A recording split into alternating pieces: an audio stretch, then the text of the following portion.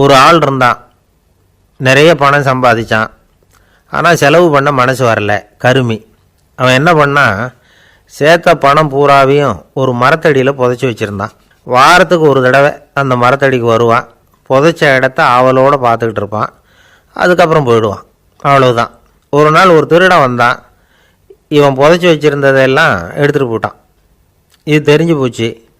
அந்த கருமி புலம்ப ஆரம்பிச்சிட்டான். இவன் புலம்பலை கேட்டதும் அக்கம் பக்கத்தில் இருந்தவங்கெல்லாம் ஓடி வந்தாங்க. என்ன விஷயம்னு விசாரித்தாங்க. இவன் சொன்னான். ஒரு பெரியவர் கேட்டார், ஏப்பா வாரம் வந்து இந்த இடத்த பார்க்குறதாக சொன்னியே, எப்போவாவது இதில் இருக்கிற பணத்தை எடுத்து செலவு பண்ணியிருக்கியா அப்படின்னு கேட்டார். நான் அப்பப்போ வந்து அதை பார்க்குறது தான் வழக்கம், அதை தொட்டதே இல்லைன்னு அவன். சரி, அப்படின்னா இப்போவும் நீ அதே மாதிரி வாரம் ஒரு தடவை வந்து இந்த இடத்த பார்த்துட்டு போகலாமே அப்படின்னாராம் அந்த பெரியவர். அதுவும் சரிதானே, எவ்வளவு காலமானாலும் அவன் அந்த பணத்தை எடுத்து செலவு பண்ண போகிறதில்ல. அப்படி இருக்கிறப்ப உள்ளே பணம் இருந்தாலும் ஒன்று தான், இல்லாமல் போனாலும் ஒன்று தான். இதிலேருந்து என்ன புரியுதுன்னா, ஒருத்தர்கிட்ட இருக்கிற பணத்தை கொண்டு அவர் பணக்காரரா ஏழையா அப்படின்னு முடிவு செய்கிறது சரியில்லை. அந்த செல்வத்தை அனுபவிக்கிற திறன், பயன்படுத்துகிற திறன், அதை வச்சு தான் அவர் ஏழையா பணக்காரரா அப்படிங்கிறத நிர்ணயம் பண்ணணும். அதுதான் சரி. செலவு பண்ண தெரியாதவன் சேகரம் பண்ணிகிட்டே இருக்கிறதுனால என்ன பிரயோஜனம்? தலைமுடியே இல்லாதவன் தாராளமாக சீப்புகளை வாங்கி சேகரம் பண்ணுறது மாதிரி தானே இது. சில சமயம் செலவு பண்ண நாம் தயாராக இருந்தால் கூட அந்த செல்வம் நமக்கு பயன்படுறதில்ல. அரேபியாவில் ஒரு நகை வியாபாரி விலை உயர்ந்த முத்துக்களை எல்லாம் அவர் வச்சு வியாபாரம் பண்ணிகிட்டு இருந்தார். அவர் ஒரு சமயம் ஒரு பாலைவனம் வழியாக போயிட்டு இருக்கிறார் ஒட்டகத்தில். அப்போது திடீர்னு கடுமையான புயல் வீச ஆரம்பிச்சுட்டுது. திசை தவறி இவர் எங்கேயோ வந்துட்டார். கூட வந்தவங்களையும் காணலை, எங்கே போனாங்களோ தெரியல. இவர் ரொம்ப பயந்து போய் அங்கே எங்கேயுமா அலைஞ்சு திரியிறார். வழியே தெரியல, பசி கடுமையாயிட்டுது. ஒட்டகத்து முதுகில் ஒரு மூட்டை இருந்தது, அதை பிரித்து பார்த்தார். உள்ளே ஏதாவது இருக்கான்னு தேடி பார்க்குறார். அது வரைக்கும் கண்ணில் தட்டுப்படாத அபூர்வமான ஒரு பை கண்ணில் பட்டுது. ஆஹா, அதில் ஏதாவது சாப்பிட்றதுக்கு இருக்கும் அப்படின்னு நினச்சி ஆவலாக அதை பிரித்து பார்க்குறார். அந்த பையில் விலை உயர்ந்த முத்துக்கள் நிறைய இருந்துதான். அப்போ தான் அவர் நினச்சாராம், விலை உயர்ந்த முத்துக்கள் கூட சாப்பிட்றதுக்கு உணவாக முடியாது அப்படிங்கிறத புரிஞ்சுக்கிட்டாராம். எந்த நேரத்தில் எது நமக்கு தேவையோ அது நமக்கு தாராளமாக கிடைக்கணும். அப்படி அது கிடைக்கிறதுக்கு நம்மக்கிட்ட இருக்கிற செல்வம் பயன்படணும். அது நமக்கும் பயன்படலாம், நம்ம மூலமாக அடுத்தவங்களுக்கும் பயன்படலாம். அதுதான் செல்வத்தின் பயன். ஒரு மரத்தடியில் ஒருத்தன் உட்காந்து அழுதுகிட்டு இருந்தான். அந்த பக்கமாக வந்த இன்னொருத்தன் ஏப்பா அழுதுகிட்டு இருக்கிறேன்னு கேட்டான்.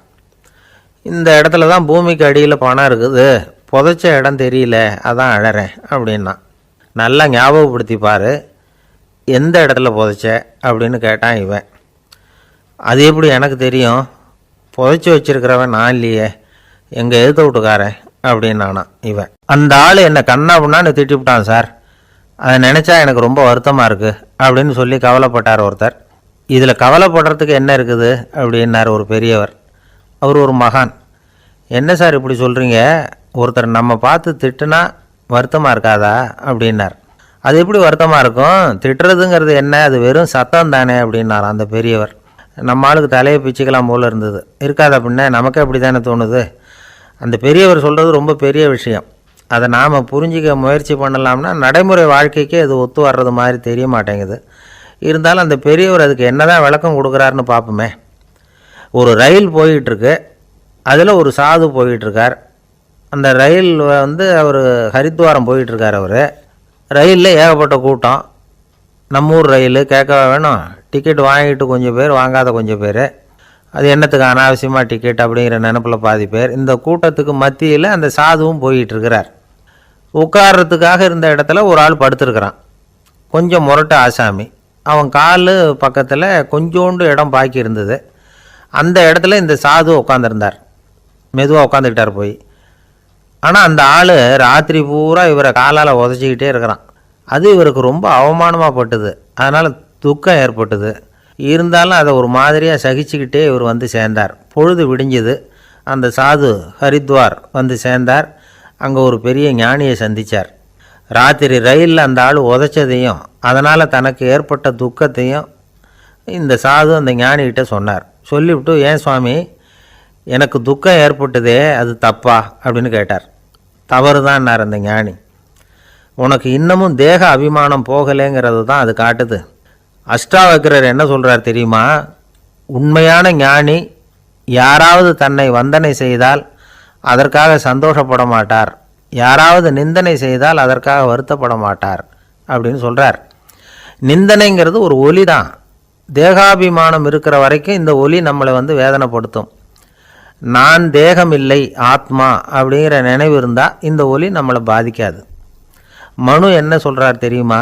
ஒரு சாதகன் பாராட்டுதலை விஷம்னு நினச்சி பயப்படணும், அவமானத்தை அமிர்தம்னு நினச்சி சந்தோஷப்படணுங்கிறார். அவமானப்பட்டால் கவலைப்படாமல் எப்படி இருக்க முடியும் அப்படின்னு தான் நமக்கு தோணும். அதனால தான் நம்மளில் யாரும் இதுக்கு உதாரணமாக யாரையும் காட்ட முடியல. புத்தரையும் கபீரையும் உதாரணமாக காட்டுறாங்க. அவங்களுக்கெல்லாம் அவமானம் ஏற்பட்டப்போ கவலையே படலையாம். புத்தரை அவமானப்படுத்தணுங்கிறதுக்காக கௌசாம்பி ராணி ஒரு இளம் பெண்ணை கொலை பண்ணி சடலத்தை புத்தர் குடிசைக்கு முன்னாடி போட சொன்னார். போட்டாங்க. புத்தர் தான் அந்த பொண்ணை கெடுத்து கொலை பண்ணிவிட்டாருன்னு எல்லாரும் நினச்சாங்க. ஆனால் புத்தர் இதை பற்றி கவலையே படலை. அப்புறமா உண்மை தெரிஞ்சதும் புத்தர் புகழ் இன்னும் அதிகமாயிட்டுது. ஒரு பெரிய சபையில் ஒரு மோசமான பொண்ணு நுழைஞ்சி தனக்கும் கபீருக்கும் சம்பந்தம் உண்டுன்னு சொன்னான். கபீர் கவலைப்படலை. அவங்க மாதிரியெல்லாம் நாமளும் இருக்க கற்றுக்கணும். நிந்தனை, அபகீர்த்தி, அவமானம் எல்லாம் ஆண்டவன் கொடுக்குற பிரசாதம்னு நினைக்கணும் அப்படின்னு சொல்கிறார் அந்த ஞானி. இதை கேட்ட இந்த காலத்து ஆசாமி ஒருத்தர், நான் கூட அப்படி தான் சார், யாராவது அவமானப்படுத்தினா கவலைப்பட மாட்டேன். நேற்று கூட ஒருத்தர் என்ன பலார்னு அரைஞ்சுட்டார், நான் கொஞ்சம் கூட கவலைப்படலை, பேசாமல் வந்துட்டேன்னார். ஏன் அப்படி வந்துட்டீங்க அப்படின்னு. அவர் அரைஞ்சதுலேயும் ஒரு அர்த்தம் இருந்தது, அதனால தான் அப்படி வந்துட்டேன்னார். ஏன் அரைஞ்சாருன்னு கேட்டேன். 10 வருஷத்துக்கு முன்னாடி 15 ரூபா அவர்கிட்ட கடன் வாங்கினேன், அதை கேட்டு கேட்டு பார்த்துட்டு கடைசியாக தான் அரைஞ்சார் அப்படின்னார். ஆண்டவனுடைய பிரசாதம் இவருக்கு அடிக்கடி கிடைக்கும் போல இருக்கு. ஒரு பல்கலைக்கழகம், அங்கே ஒரு இலக்கிய பேராசிரியர், அவர் பாடம் நடத்திக்கிட்டு இருந்தார். ராபர்ட் ப்ரௌனிங் எழுதிய கவிதைகளை பற்றி சொல்லிகிட்டு இருக்கிறார். மாணவர்களும் ரொம்ப அக்கறையாக அதை கேட்டுக்கிட்டு இருக்கிறாங்க. ஒரு குறிப்பிட்ட கவிதையை பற்றி சொல்லும் பொழுது அந்த பேராசிரியருக்கே ஒரு சந்தேகம். அதாவது அந்த கவிதையின் சரியான அர்த்தம் என்னங்கிறதுல சந்தேகம். பேராசிரியர் யோசனை பண்ணார். அந்த கவிதையை முழுசாக புரிஞ்சிக்க முடியல. அதனால் மாணவர்களை பார்த்து சொன்னார், மாணவர்களே, ஒரு நாள் பொறுத்துங்க, இந்த கவிதையை எழுதின கவிஞர் எங்கள் வீட்டுக்கு பக்கத்தில் தான் இருக்கிறார். இன்றைக்கி சாயந்தரம் நான் அவரை நேரிலேயே போய் பார்க்குறேன், பார்த்து இதுக்கு என்னங்க அர்த்தம்னு கேட்டுட்டு வந்துடுறேன், அதுக்கப்புறம் உங்ககிட்ட சொல்கிறேன் அப்படின்னாராம். அன்றைக்கி சாயந்தரமே அந்த பேராசிரியர் கவிஞரை தேடிக்கிட்டு போயிட்டார். கவிஞர் அவங்க வீட்டில் அவர் பாட்டு உட்காந்துருந்தாராம். இவர் போய் அவர் முன்னாடி உட்காந்தார். அப்புறம் கேட்டார், ஐயா, அந்த கவிதையின் முழு பொருள் என்னன்னு தெரிஞ்சுட்டு போகிறதுக்காக வந்திருக்கிறேன் அப்படின்னாராம். எந்த கவிதை அப்படின்னாராம் அவர். இவர் அந்த கவிதையை சொல்லியிருக்கார். கவிஞர் கொஞ்சம் யோசனை பண்ணிவிட்டு அப்புறம் சொன்னாராம், பேராசிரியரே, நீங்கள் கொஞ்சம் தாமதமாக வந்துட்டீங்கன்னாராம். இவருக்கு ஒன்றும் புரியல. நீங்கள் என்ன சொல்கிறீங்க? நான் தாமதமாக வந்துட்டேன்னா? நீங்கள் தான் உயிரோடு இருக்கிறீங்களே, அப்படி இருக்கும்போது நான் தாமதமாக வந்துட்டேன்னா அது எப்படி அப்படின்னு இவர் குழம்பியிருக்கிறார். இப்போ கவிஞர் சொன்னாராம், ஐயா, நான் உயிரோடு இருக்கிறேன்னா இல்லையாங்கிறது முக்கியம் இல்லை. நான் அந்த கவிதை வரிகளை எழுதினப்போ 2 பேருக்கு அதோட அர்த்தம் தெரிஞ்சிருந்தது. இப்போ ஒரே ஒருத்தருக்கு தான் அதோட அர்த்தம் தெரியும் அப்படின்னாராம். பேராசிரியர் யோசனை பண்ணியிருக்கார். அப்படின்னா அந்த ஒருத்தர் கவிஞர் ராபர்ட் ப்ரௌனிங்கை தவிர வேறு யாராக இருக்க முடியும்? இவர் தான் அப்படிங்கிறத அவர் மனசில் நினச்சிக்கிட்டார். அதனால் சொன்னார், ஐயா, நான் தாமதமாக வரல, அந்த கவிதையின் பொருள் என்ன அது சொல்லுங்கன்னார். பேராசிரியரே, நான் சொல்கிறது உங்களுக்கு புரியலன்னு நினைக்கிறேன். நான் இந்த வரிகள் எழுதினப்போ 2 பேருக்கு அதோட அர்த்தம் தெரிஞ்சிருந்தது. அந்த 2 பேர் யாருன்னா, ஒருத்தர் ராபர்ட் ப்ரௌனிங், அதாவது நான், இன்னொருத்தர் கடவுள். இப்போ அது கடவுளுக்கு மட்டும்தான் தெரியும். நானே இதை பற்றி பல தடவை யோசனை பண்ணி பார்த்தேன். இது ரொம்ப அழகானது, ஆனாலும் ரொம்ப வழுக்கலானது. அதை பிடிச்சிட்டோம்னு நினச்சிக்கிட்டு இருக்கும் பொழுதே காற்று மாதிரி அது உங்ககிட்ட இருந்து ஓடி போயிடுது. எனக்கு ரொம்பவும் வருத்தமாக தான் இருக்குது. நிச்சயமாக நான் தான் இந்த வரிகளை எழுதியிருக்கிறேன், அதில் அர்த்தம் இருக்குங்கிறது எனக்கு தெரியும், அதை நான் உணர்றேன். ஆனால் நீங்கள் என்னை மன்னிக்கணும், எனக்கே கூட அதை என்னால் விளக்க முடியல. அப்படி இருக்கும்பொழுது உங்களுக்கு எப்படி அதை நான் விளக்க முடியும் அப்படின்னாரா அந்த கவிஞர். அனுபவிக்கப்படக்கூடிய எல்லாமே விளக்கப்படக்கூடிய ஒன்றல்ல, விளக்கப்படும் எல்லாமே அனுபவிக்கப்படக்கூடிய ஒன்றல்ல அப்படிங்கிறது ஞானிகளுடைய கருத்து. அதுக்காக தான் அந்த சம்பவம். வாழ்க்கையில் நீங்கள் தொடர்ந்து ஆய்வு செய்து கொண்டே இருக்கக்கூடிய விளக்கங்களை ஒருபோதும் அடைய முடியாத பரிமாணங்கள் இருக்கிறதுனால தான் அது அலுப்பு தட்டாமல் இருக்குது. உங்களால் நிறைய அனுபவிக்க முடியும். இருந்தாலும் நீங்கள் அனுபவித்து அறிந்த விஷயங்கள் கூட வார்த்தைகளால் விளக்கப்பட முடிவதில்லை அப்படிங்கிறது பெரிய ஒரு சிந்தனை. இதெல்லாம் ஒரு பக்கம் இருக்கட்டும். நமக்கு தெரிஞ்ச பேராசிரியர் ஒருத்தர் 1 மணி நேரம் ரொம்ப விவரமாக வகுப்பு எடுத்தார். கடைசியாக சொன்னார், மாணவர்களே, ரொம்பவும் எளிமையாக விளக்கமாக எல்லா விவரமும் சொல்லியிருக்கிறேன். அதனால் இதில் உங்களுக்கு சந்தேகம் வர்றதுக்கு வாய்ப்பே இல்லை. இருந்தாலும் கேட்க வேண்டிய கடமை கேட்குறேன். இது வரைக்கும் நடத்தினதில் யாருக்காவது ஏதாவது சந்தேகம் உண்டா அப்படின்னு கேட்டாராம். எனக்கு ஒரே ஒரு சந்தேகம்தான் சார் அப்படின்னு எழுந்திரிச்சு நிற்கிறான் ஒருத்தன். என்னன்னு கேட்டாராம். இது வரைக்கும் நீங்கள் என்ன பாடம் சார் நடத்துனீங்க அப்படின்னானா அவன். அம்மாக்காரங்களுக்கு அடிக்கடி ஏற்படுற கவலை ஒன்று உண்டு. அதாவது குழந்தை சரியாக சாப்பிட மாட்டேங்குதே அப்படிங்கிற கவலை. இவங்கெல்லாம் ஒரு விஷயத்தை நல்லா புரிஞ்சுக்கணும். குழந்தைகள்ங்கிறவங்க பெரியவங்க மாதிரி இல்லை. அவங்க கடிகாரத்தில் மணியை பார்த்துட்டு சாப்பிட்றதுக்கு உட்கார்ற ரகம் கிடையாது. பசிச்சா சாப்பிடுவாங்க, இல்லைன்னா விளையாடுவாங்க அல்லது தூங்குவாங்க. அது புரியாமல் அவங்கள கட்டாயப்படுத்தி அல்லது மிரட்டி சாப்பிட வைக்கிறது ரொம்ப தப்பு. ஒரு 8 மாத குழந்தைக்கு 3 மணி நேரத்துக்கு ஒரு தடவை பசிக்கும். அந்த நேரம் பார்த்து சாப்பாடு கொடுத்தா அடம் பண்ணாமல் அது பாட்டுக்கு சாப்பிட்றோம். அதே குழந்தைக்கு 1 வயசு ஆகிறப்போ 4 மணி நேரத்துக்கு ஒரு தடவை பசிக்கும். இந்த வயசில் இயற்கையாகவே பசி குறைஞ்சிருக்கும். அது புரியாமல் என் குழந்தை முன்னாடி மாதிரி இப்போ சரியாக சாப்பிட மாட்டேங்கிறான் அப்படின்னு சில பேர் டாக்டர்கிட்ட போய் சொல்லிக்கிட்டு இருப்பாங்க. இன்னொரு விஷயம், ஒரு குழந்தைக்கு வயசு அதிகமாகிற வேகத்துக்கு உடம்பு எடையும் அதிகமாகிக்கிட்டே போகாது. உடம்பு எடை அதிகமாகிற வேகம் குறைஞ்சிக்கிட்டே வரும். 6 மாத குழந்தைக்கு ஒரு வாரத்தில் 150 கிராம் எடை கூடும். ஒரு வயசில் வாரத்துக்கு 71 கிராம் எடை கூடும். இது புரியாமல் அதிகமாக சாப்பாட்டை கொடுத்து குழந்தைய கஷ்டப்படுத்தக்கூடாது. ஏன்னா அளவுக்கு மீறின உணவு அஜீரணத்தை உண்டு பண்ணிவிடும். குழந்தைக்கு ஒரு தட்டில் கொஞ்சமாக ஆகாரத்தை வச்சு கொண்டுகிட்டு போய் கொடுக்கணும். மலை மாதிரி குவிச்சு வச்சா அதை பார்த்ததுமே பசி அடங்கி போயிடும். அடித்து மிரட்டி பயமுறுத்தி குழந்தைய சாப்பிட வைக்கிற பழக்கம் இருக்குது பாருங்கள். அதுக்கு ஃபுட் ஃபோர்ஸிங் அப்படின்னு பேர். இப்படி பண்ணுனா குழந்தைக்கு சாப்பாட்டில் விருப்பம் குறைஞ்சிரும். அதை கண்டாவே வெறுக்க ஆரம்பிச்சிடும். அது மாதிரி உளம் சார்ந்த பசி குறைவு, சைக்கோஜெனிக் அனோரெக்சியா, அது ஏற்படுமா. சாப்பாடுங்கிறதே ஒரு தண்டனை மாதிரி தோணும். குழந்தைகளுக்கு பிடிச்ச மாதிரியான ஆகாரத்தை கொடுக்கணும். சத்து அதிகம் இருக்குங்கிறதுக்காக அதுக்கு பிடிக்காத ஆகாரத்தை கொடுத்து கட்டாயப்படுத்தக்கூடாது. குழந்தைகளுக்கு 2 வயசு ஆகிறப்போ இயற்கையாகவே எதிர்மறை குணம் உண்டாகும். அதாவது அந்த எதிர்மறையாக பேசுகிறது. இது மாதிரி சமயங்களில் நாம் என்ன சொல்கிறோமோ அதுக்கு நேர்மாறாக நடந்துக்கும். ஏட்டிக்கு போட்டி. சாப்பிட சொன்னால் விளையாட போகும், விளையாட சொன்னால் சாப்பாடு கேட்கும். இதை புரிஞ்சுக்கிட்டு நடந்துக்கணும். குழந்தை சொன்ன பேச்சை கேட்கலேன்னு கோவப்படக்கூடாது. குழந்தை வளர வளர பிடிவாத குணம் வர்றது சகஜம். கேட்டதை வாங்கி கொடுத்தா தான் சாப்பிடுவேன் அப்படின்னு பிடிவாதம் பண்ணும். வாங்கி கொடுத்துடுறது தான் உத்தமம். நீங்களும் அதுக்கிட்ட பிடிவாதம் பண்ணிகிட்டு இருக்கக்கூடாது. ஏன்னா கேட்டது கிடைக்கலையேங்கிற ஏமாற்றம் கூட குழந்தையோட பசியை குறைச்சிரும். கேட்டது கிடைச்சிட்டா பசி அதிகமாகும். கொடுத்ததை மலமலன்னு சாப்பிட்றோம். குழந்தைகளுக்கு கண்ட நேரத்தில் சாப்பிட்றதுக்கு எதையாவது வாங்கி கொடுத்துக்கிட்டு இருந்தால் சாப்பாட்டு நேரத்தில் சாப்பிடாமல் அடம் பண்ண ஆரம்பிச்சிடும். பள்ளிக்கூடம் போகிற பிள்ளைங்க காலை உணவை சரியாக சாப்பிட மாட்டாங்க. அச்சம், அவசரம், பரபரப்பு இதெல்லாம் தான் காரணம். பள்ளிக்கு புறப்படுறதுக்கு ஒரு 3/4 மணி நேரத்துக்கு முன்னாடியே சாப்பாடு போட்டுருங்க, அது சரியாக போடும். படிக்கிற குழந்தைகள் உடல் சோர்வு, மனச்சோர்வு இது காரணமாக கூட சாப்பிட மறுக்கிறது உண்டு. இப்போ உதாரணமாக சாயந்தரம் விளையாடி விட்டு வீட்டுக்கு வந்ததும் சாப்பிட சொன்னால் வேணாம்பாங்க. இது உடல் சோர்வு. ரொம்ப நேரம் வீட்டு பாடங்களை செஞ்சு முடித்த கையோடு சாப்பிட சொன்னாலும் அவங்களால சரியாக சாப்பிட முடியாது.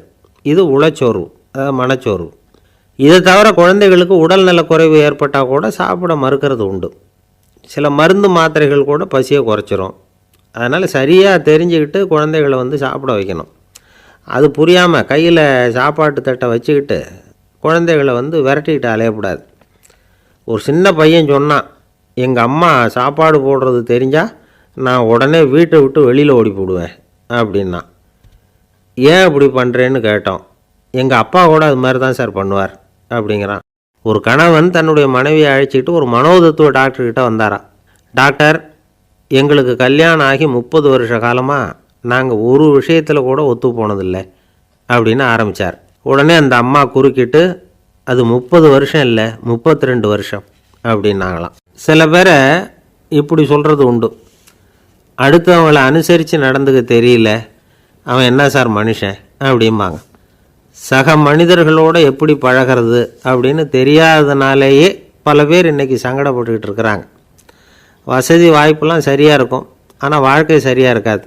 இன்னொருத்தர்கிட்ட எப்படி பேசுறது பழகிறதுங்கிறது தெரியாததுனால தான் இந்த அவஸ்தை. சரி, இந்த அவஸ்தை இல்லாமல் வாழறது எப்படி? இதுக்கு அனுபவசாலிகள் சில வழிமுறைகளை சொல்கிறாங்க. அதெல்லாம் என்னென்னங்கிறத இப்போ தெரிஞ்சுக்குவோம். முதல்ல நம்ம நாக்கு நம்ம கண்ட்ரோலில் இருக்கணும்.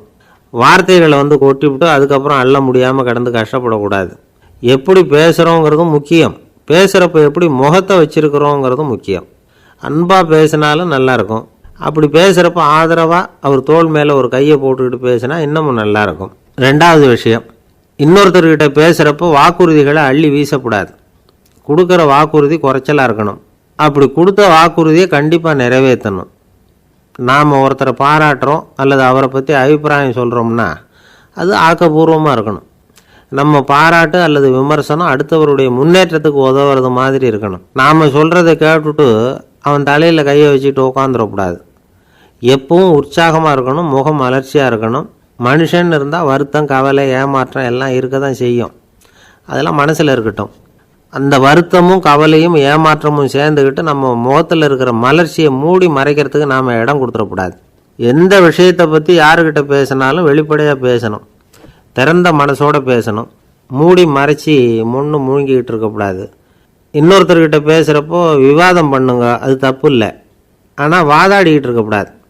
அதாவது என்ன சொல்கிறாங்கன்னா, டிஸ்கஸ் பண்ணலாம், ஆர்கியூ பண்ணக்கூடாதான். நம்மக்கிட்ட இருக்கிற நல்ல குணங்களை நாம் எடுத்து சொல்லிகிட்டு இருக்கக்கூடாது. அந்த நல்ல குணங்களே நம்மளை பற்றி எடுத்து சொல்லணும், அது மாதிரி நடந்துக்கணும். அதே மாதிரி அடுத்தவங்க கிட்ட உள்ள கெட்ட குணங்களை பற்றி அவசியம் இல்லாமல் நாம் பேச வேண்டியதில்லை. உங்களை பற்றி யாராவது தப்பாக பேசுகிறாங்களா, அப்படி அவங்க பேசுகிறதுல உண்மை இல்லையா அப்படின்னா அதை நீங்கள் பொருட்படுத்த வேண்டியதில்லை, விட்டுடலாம், அது தானாக போயிடும். ஒரு 4-5 பேரோட பேசிக்கிட்டு இருந்தீங்கன்னா எல்லாருக்கும் முக்கியத்துவம் கொடுங்க, யாரையும் அலட்சியப்படுத்தாதீங்க. தமாஷா பேசலாம், ஆனால் அவங்க தமாஷ் அடுத்தவங்களை கேலி பண்ணுறதா இருக்கக்கூடாது. நமக்கு கிடைக்க வேண்டியது கிடைக்கலையே அப்படிங்கிற தவிப்பு நம்மக்கிட்ட இருக்கக்கூடாது, அது தேவையில்லை. உங்கள் செயல்பாடுகள் தெளிவாக இருக்கட்டும், பாராட்டு தானாக அவங்கள தேடிட்டு வரும். இன்னொரு மனுஷனுடைய மனசில் கௌரவமான ஒரு இடத்த பிடிக்கணும்னா நாம் இந்த குணத்தையெல்லாம் நம்மக்கிட்ட வளர்த்துக்கணும். இதெல்லாம் அனுபவசாலிகள் சொல்லியிருக்கிற குறிப்புகள். இந்த குறிப்புகளை சரியாக புரிஞ்சுக்கணும், அது முக்கியம். தப்பாக புரிஞ்சுக்கிட்டா என்ன ஆகும் தெரியுமா? இதை கேளுங்க. ஒருத்தர் வந்தார், சார் அடுத்தவங்க தோள் மேலே கையை போட்டுக்கிட்டு அன்பாக பேசணும்னு சொன்னீங்க, அப்படி தான் பேசினேன். அவர் முதுகை கூட தட்டி கொடுத்தேன், என் வேலை போயிட்டுது சார், வீட்டுக்கு அனுப்பிச்சிட்டாங்க அப்படின்னார். யாருக்கிட்ட அப்படி பேசுனீங்கன்னு கேட்டோம். என் முதலாளிகிட்ட சார் அப்படிங்கிறார் ரொம்ப சோகமாக. இந்த உலகமே ஒரு நாடக மேடை, நாம் எல்லாரும் நடிகர்கள். இது ஞானிகள் சொல்கிறது. இது ஒரு பக்கம் இருக்கட்டும். இந்த உலகத்துக்குள்ளே எத்தனையோ நாடக மேடைகள், எத்தனையோ நடிகர்கள், எத்தனையோ நாடகங்கள், இதெல்லாம் எப்படி ஆரம்பமாச்சு? அதுதான் இன்றைக்கி தகவல். அதாவது ஆதி மனிதன் பேச ஆரம்பிக்கிறதுக்கு முன்னாடி சைகையாலேயே எல்லாத்தையும் சொல்லிகிட்டு இருந்தான். அதனால் அப்போவே நடிப்பு ஆரம்பமாயிட்டுது. முதல்ல ஒரு வேட்டையைத்தான் அவன் நடித்து காட்டியிருப்பான். இவன் எப்படி போனான், எதிரில் மிருகம் எப்படி வந்தது, அதோடு எப்படி சண்டை போட்டான், எப்படி அடித்து கொண்டுகிட்டு வந்தான், இதை அப்படியே மற்றவங்களுக்கு நடித்து காட்டியிருப்பான். ஏன்னா மொழி கிடையாது. இந்த காலத்துலலாம் நாடகங்களில் நடிக்கிறவங்கள நடிகர்கள்ங்கிறோம். ஒரு காலத்தில் இவங்களுக்கு என்ன பேர் தெரியுமா? திஸ்பியர்கள் அப்படின்னு பேரான். இதுக்கு காரணம் உண்டு. அதாவது 2000 வருஷத்துக்கு முன்னாடி கிரீஸ் நாட்டில் திசைபியஸ் அப்படின்னு ஒரு ஆள் இருந்தான். அவன் ஒரு பெரிய நாடக கலைஞன். அவன் சில இளைஞர்களை சேர்த்துக்கிட்டான், பயிற்சி கொடுத்தான், நாடக குழுவை உருவாக்கினான். நடிகர்களையும் நாடகத்துக்கு தேவையான பொருள்களையும் ஏற்றிக்கிட்டு போகிறதுக்கு ஒரு வண்டியையும் தயார் பண்ணான். அந்த வண்டியிலேயே அவன் கிரேக்க நாடு பூராவும் சுற்றினான். ஊர் ஊராக நாடகம் போட்டான். ஒரு ஊருக்கு போனதும் அங்கே நாடகம் நடத்த தியேட்டர் இருக்கா அப்படிங்கன்னெல்லாம் பார்க்குறது இல்லை அவன். ஏன்னா அப்போலாம் தியேட்டர்னா என்னென்னு தெரியாது. நாடகம்னா அது ஒரு மூடிய கொட்டைக்குள்ளே தான் நடத்தணுங்கிறது அப்போ யாருக்குமே தோணலை. இந்த வண்டி போகும், அதுவே ஒரு பகுதி, அப்படியே ஒரு மேடை மாதிரி விரிச்சிக்கும். அதில் ஏறி நின்றுக்கிட்டு நாடகத்தை நடித்து காட்டுவாங்களாம். மக்கள்லாம் எதிரில் தரையில் உட்காந்து அதை பார்த்துக்கிட்டு இருக்கிறது. உலகத்தின் முதல் நடமாடும் தியேட்டர் இது தானே. இந்த திசைபியஸ் தான் முதலாக உலகத்தில் நாடகங்கிற பொழுதுபோக்கை நடத்தி காட்டினவன் அப்படின்னு சொல்கிறாங்க. அவன் சொந்தமாக நாடகம் எழுதுனா, நடித்தான், நாடகத்தை இயக்கினான். அதனால தான் அவனை first man of the theatre அப்படின்னு சொல்லுவாங்க. அவன் தான் நாடக மேடையின் முன்னோடி. கிரேக்கர் காலத்திலேயே நாடக ஆசிரியர்கள், நடிகர்கள், ரசிகர்கள் இவங்கள்லாம் உருவாயிட்டாங்களாம். நாடகத்தின் சரித்திரத்தில் இந்த 3 பிரிவும் ரொம்ப முக்கியம். அதாவது கிரேக்க தியேட்டர்கள்லாம் திறந்த வெளி மேடைகள் தான். பெரும்பாலும் மலைச்சரிவுகள், அதுவே படிப்படியாக பண்ணியிருப்பாங்க. கீழே அரைவட்ட வடிவில் மேடை, அதுக்கு ஆர்கெஸ்ட்ரான்னு பேர். பிற்காலத்தில் இதில் உட்காந்து இசைக்குழுவினர் வாய்ச்சதுனால இசைக்குழுவுக்கே ஆர்கெஸ்ட்ராங்கிற பேர் வந்துட்டுது. இப்போது கிரேக்க தியேட்டர்களில் ஒன்று, அதோட காலம் கிமு 340.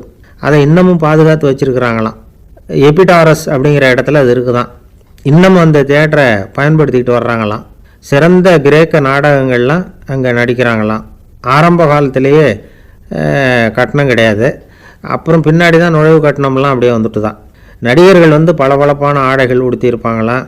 இந்த குதிகால் உயர்ந்த காலணிகள் போட்டிருப்பாங்களாம். இதெல்லாம் பழைய குறிப்புகள். பலவிதமான உருவங்களில் மாஸ்க் அப்படின்னு சொல்லப்படுற முகமூடி. அதனால் ஒரே நடிகர் பல வேடங்களில் நடிக்கிறது உண்டான். ஆரம்பத்தில் பெண் நடிகர்கள் கிடையாது, எல்லாம் ஆண் நடிகர்கள் தான். ரோமானியர்கள் தான் முதல் நிரந்தர நாடக மேடையை கட்டினவங்க. அதுதான் முதல் தியேட்டர். கிமு 1048 காலகட்டத்தில் பாம்பிங்கிற நகரத்தில் அதை கட்டியிருக்கிறாங்களாம். கிரேக்க ரோமானிய தியேட்டர்களின் அடிப்படையிலேயே இந்த இத்தாலிய வடிவமைப்பாளர்கள் இந்த குதிரை லாட வடிவில் ஒரு ஆடிட்டோரியத்தை உருவாக்கினாங்களாம். இப்படி அதை பற்றி நிறைய தகவல் இருக்குது. 1576 லண்டனில் இந்த வின்ஸ்பர்ரி, அப்புறம் இந்த பில்ட்ஸில், அப்புறம் ஜேம்ஸ் இப்படிங்கிற ஒரு முயற்சியால் தான் இங்கிலாந்தில் முதல் தியேட்டர் உருவாச்சான். அப்படி ஒருத்தர் இருந்தாராம். உலக நாடக மேடையின் வரலாறு இதுதான். அதாவது இப்போல்லாம் அறிவியல் வளர்ச்சி அதிகமாகிட்டுது. திரைப்படம், தொலைக்காட்சி எல்லாம் வந்தாச்சு. ஒவ்வொரு வீடுமே ஒரு குட்டி தியேட்டர் மாதிரி ஆகிட்டுது.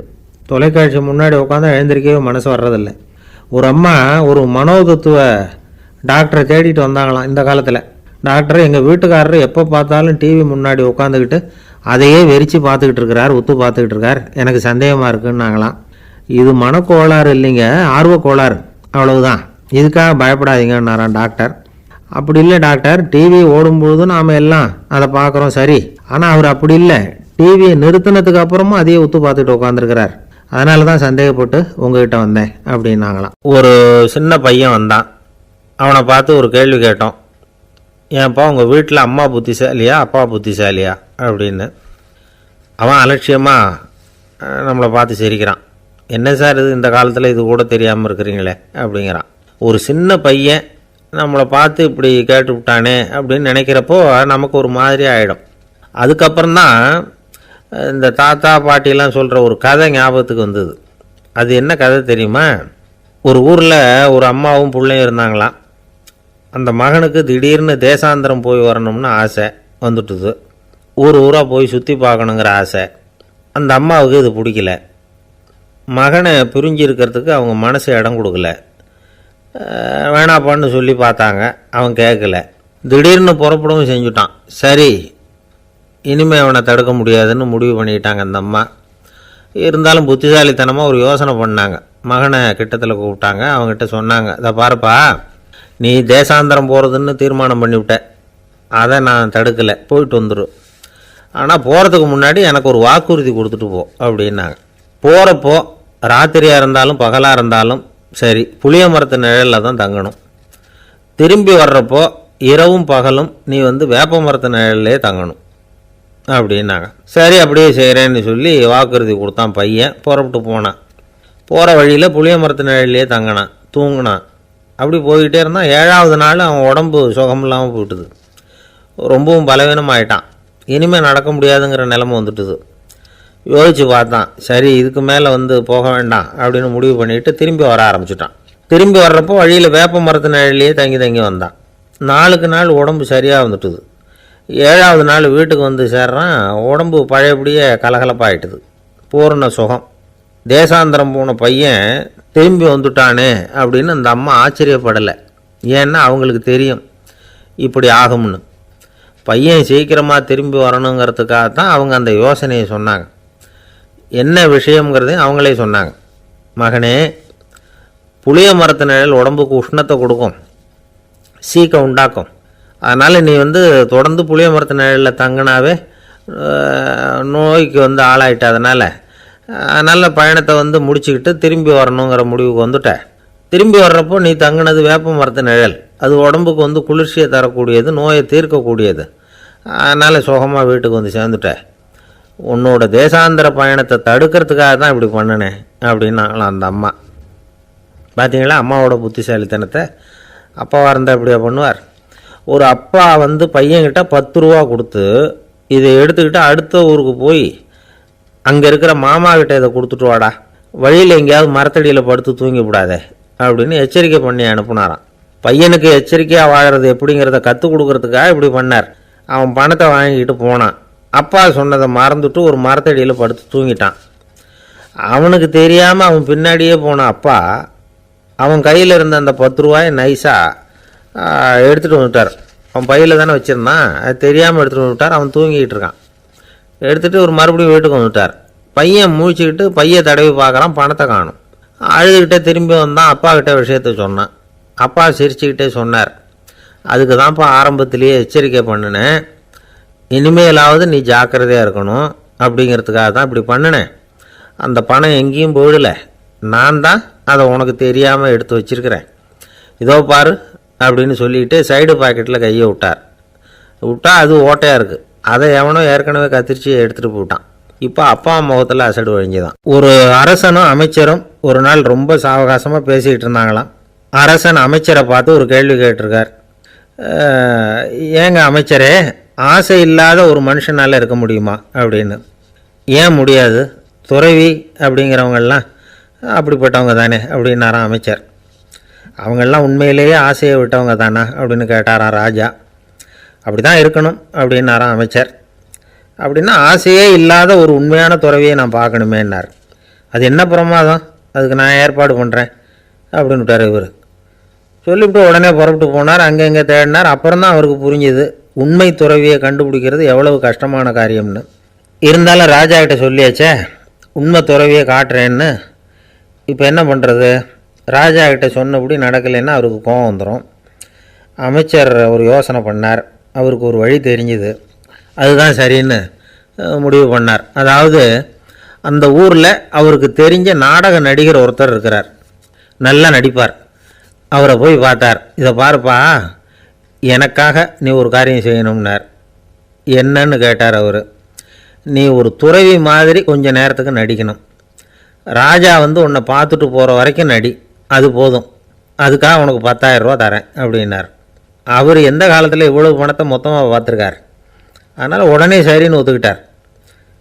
அமைச்சர் அரண்மனைக்கு திரும்பி வந்தார். என்ன அமைச்சரே, இன்னுமா ஒரு உண்மையான துறவி கிடைக்கலன்னார். உண்மையான துறவி ஒருத்தரை இப்போ தான் கொஞ்ச நேரத்துக்கு முன்னாடி பார்த்து பேசிவிட்டு வர்றேன். அவர் நம்ம ஊருக்கு வெளியில் குளத்தங்கரையில் உள்ள ஒரு ஆலமரத்துக்கு அடியில் உட்காந்துருக்கிறார் அப்படின்னார் இவர். அப்படின்னா உடனே புறப்படுங்க அப்படின்னார் ராஜா. பரிவாரங்களோடு புறப்பட்டார். அங்கே அந்த மரத்தடியில் அந்த ஆள் வேஷம் போட்டுக்கிட்டு துறவி மாதிரி உட்காந்துருக்கிறான். ராஜா நேராக போனார். அந்த துறவி காலில் பொத்துன்னு விழுந்து வணங்கினார். உடனே ராணி அவர் காலில் விழுந்தாங்க. அடுத்தபடியாக அமைச்சர் விழுந்தார். அவருக்கு தெரியும் இது நம்ம ஆள் தான்னு. இருந்தாலும் என்ன பண்ணுறது, நேரம். அப்புறம் பரிவாரங்கள்லாம் துறவி காலில் விழுந்து ஆசீர்வாதம் வாங்கிட்டாங்க. ராஜா அப்புறமா தங்கத்தட்டில் பொன்னையும் பொருளையும் வச்சு அந்த துறவிக்கிட்ட ரொம்ப பணிவாக நீட்டுறார். தாங்கள் தயவு பண்ணி இதை ஏற்றுக்கணும் அப்படின்னு வேண்டிக்கிட்டார். அந்த துறவி பற்றில்லாமல் அதை பார்த்தார். எல்லாத்தையும் திறந்துவிட்ட எனக்கு இதெல்லாம் எதுக்காக அப்படின்னு சொல்லி அதை மறுத்துட்டாராம். ஆஹா, உண்மையான துறவியை பார்த்துட்டோம் அப்படிங்கிற ஆனந்தம் அரசருக்கு. ரொம்ப நிம்மதியாக திருப்தியாக திரும்பி வந்தார் அரண்மனைக்கு. அதுக்கப்புறம் அமைச்சர் யாருக்கும் தெரியாமல் அந்த துறவிகிட்ட ஓடினார். சொன்ன பிரகாரம் பணத்தை நீட்டினார். இந்தாப்பா, நான் உங்ககிட்ட சொன்னபடி 10,000 ரூபா பணம் எடுத்துக்கோ அப்படின்னார். அந்த ஆள் ராஜா கிட்ட சொன்னது மாதிரியே எல்லாத்தையும் திறந்துவிட்ட எனக்கு இதெல்லாம் எதுக்காக வேணாம் அப்படின்னு விட்டாரான். நடித்த வரைக்கும் போதும்ப்பா, இனிமேல் இந்த நாடக வசனம்லாம் வேணாம், வேஷத்தை கலைச்சிரு, பணத்தை வாங்கிக்கோன்னார். இல்லைங்க, இது வேஷம் இல்லை, இது வசனமும் இல்லை, இது உண்மை. கொஞ்ச நேரம் துறவி மாதிரி நடித்ததுக்கே இந்த தேசத்து ராஜா, ராணி, அமைச்சர், பரிவாரங்கள் எல்லாம் என் காலில் விழுந்து வணங்குறாங்க. அப்படின்னா உண்மையான துறவியாக இருக்கிறது எவ்வளவு பெருமையான விஷயம். நான் உண்மையான துறவியாக ஆக போகிறேன், அப்படி முடிவும் பண்ணிட்டேன் அப்படின்னார் அந்த நடிகர். வேஷம் கூட எப்படிப்பட்ட விளைவுகளை உண்டு பண்ணுது பார்த்தீங்களா. நம்மால் ஒருத்தன் ரொம்ப வசதியாக தான் இருந்தான். ஒரு நாள் அவன் சொத்து பூரா திருட்டு போட்டுது. அதுக்கப்புறம் இவன் துறவி மாதிரி ஆகிட்டான். ஊர் ஊராக சுற்றினான். ஒரு குருநாதரை தேடி கண்டுபிடிச்சான். அவர்கிட்ட சீடனாக சேர்ந்துக்கிட்டான். அவனை பார்த்து ஒருத்தர் கேட்டார், நீ உண்மையான சீடன் தானான்னு. இல்லைங்க, சீடன் மாதிரி நடிச்சுக்கிட்டு இருக்கிறேன் அப்படின்னா. அது குரு துரோகம் இல்லையா அப்படின்னு கேட்டார் அவர். இல்லைங்க, நான் பண்ணது குரு துரோகம் இல்லை, என் குரு பண்ணது தான் துரோகம். என்னுடைய பணத்தை கொள்ளையடித்தது இவர் தான். அதை எங்கே வச்சுருக்காருன்னு கண்டுபிடிக்கிறதுக்காக தான் இவர்கிட்ட வந்து சீடனாக சேர்ந்துருக்கிறேன் அப்படின்னா.